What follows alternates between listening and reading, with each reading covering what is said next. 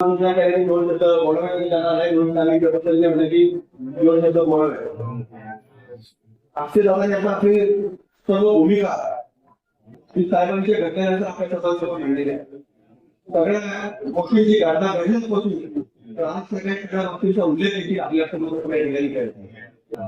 आपले सर्वांचे विखे पाटील साहेब आपले आभार मानावे तेवढे कमी आहे. आता अनेक वेळा आपण पाहतो की एखादा व्यक्ती गेल्यानंतर किती समीकरण बदलतात, पण आज तुम्ही घटना घडल्यापासून चव्हाण साहेब ही सगळी लोक सदनमध्ये त्या ठिकाणी हजर झाली आणि आजपर्यंत या ठिकाणी सगळी उपस्थित आहे आणि उपस्थित आहे, फॉर्मॅलिटी नाही. तर आज सुद्धा साहेबांनी मला एवढं सांगितलं आहे की आमदार विखे पाटील स्वतः या ठिकाणी सगळी पाणी करण्याला संध्याकाळी आले. तुझ्या रात्री 1:30 वाजता थोडा सकाळी परत होता की काय काय झालं काय काय नाही झालं. आणि आज सुद्धा तुम्ही लोक या ठिकाणी तुम्ही येऊन फक्त अर्ज भरण्याकडे नाही गेले, तर अर्ज भरण्याच्या अगोदरची काय प्रक्रिया होती तिथं सुद्धा तुम्ही चालू झाले. त्यापासून विशेष कृती आहे आभार व्यक्त करतो. त्या सगळी जबाबदारी असतील पार पडावं त्या साहेबांच्या गेल्या दशकात देखील तुम्ही स्वतःची घडल्यावरती आज ती मिळवताय आणि आता आपली सर्वांची जबाबदारी 23 तारखेपर्यंत आपल्या सर्वांना आपल्याला नजर या लोकांनी आणि जबाबदारी तुम्ही पार पडली. आपण 23 तारखेपर्यंत काही इकडे जबाबदारी याच्यावरती राहणार.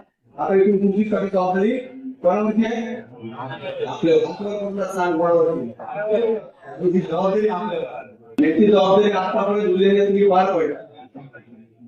आणि सगळं करत असताना आपण असं काय कारण सांगू ना, आता प्रचंड ऊन आहे, आता काही इकडं दुपारच्या लोक भेटत आम्ही इकडं आला सकाळी आता उद्याची वेळ घेते उद्या जातो असं काय मार्ग आणि आता दिवस फक्त 20 दिवस आपल्याला राहिले.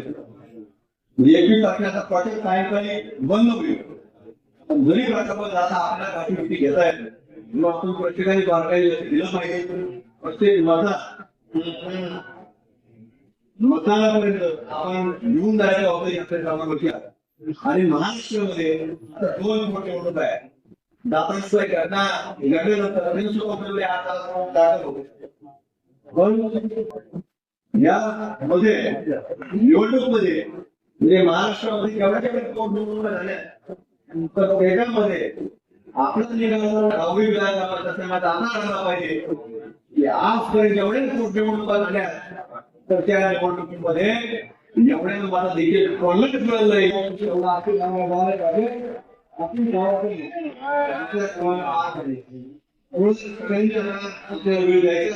काम करायचं प्रत्येक मतदारपर्यंत पोहोचलं पाहिजे आणि सगळे जीवन आपल्याला अबू चौधरी आपल्याला पार पाडायची माझ्या मंडळी आली आहे. तर आता हा संदेश राज्यभर जाणार आहे. निवडणूक आहे 2024 सातत्याने आपले चालणार आहे. सगळं करत असताना साहेबांचं काम आपल्याला माहिती होतं की एकदा नाही दोनदा नाही तर जवळपास महाराष्ट्राच्या राजकारणामध्ये विशेषतः अहिल्यानगर जिल्ह्याच्या राजकारणामध्ये 6 वेळा निवडून येणारी व्यक्ती ती घडीला साहेबांची रूपा या ठिकाणी गुढी करण्याचं काम हे सातत्याने शेवटच्या माणसापर्यंत आणलं. ग्रामीण भागातल्या जे वाडी वस्तूमध्ये आणलं ते सातत्याने खडसे साहेबांनी करत राहिले.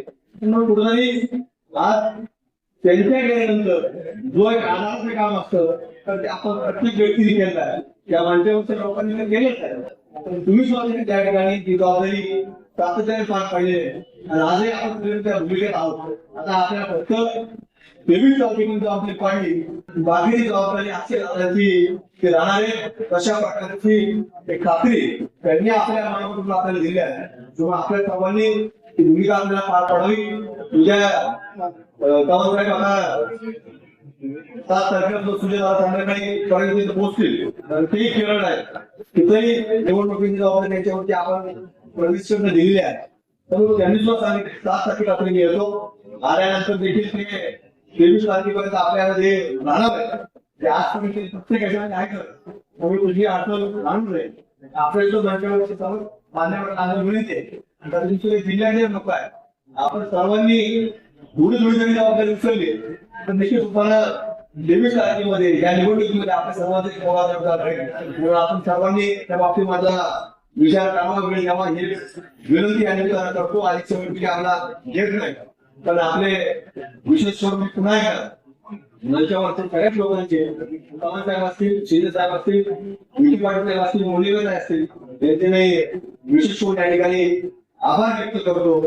आणि आपल्या सर्वांना पुन्हा एकदा विनंती करतो की 23 तारखेला मात्र आपण सर्वांनी या निवडणुकीबाबत सक्रिय राहावं. एक विनंती करतो. धन्यवाद. जय. अधिक माहितीसाठी स्टार इंडिया 1 न्यूज पाहत रहा.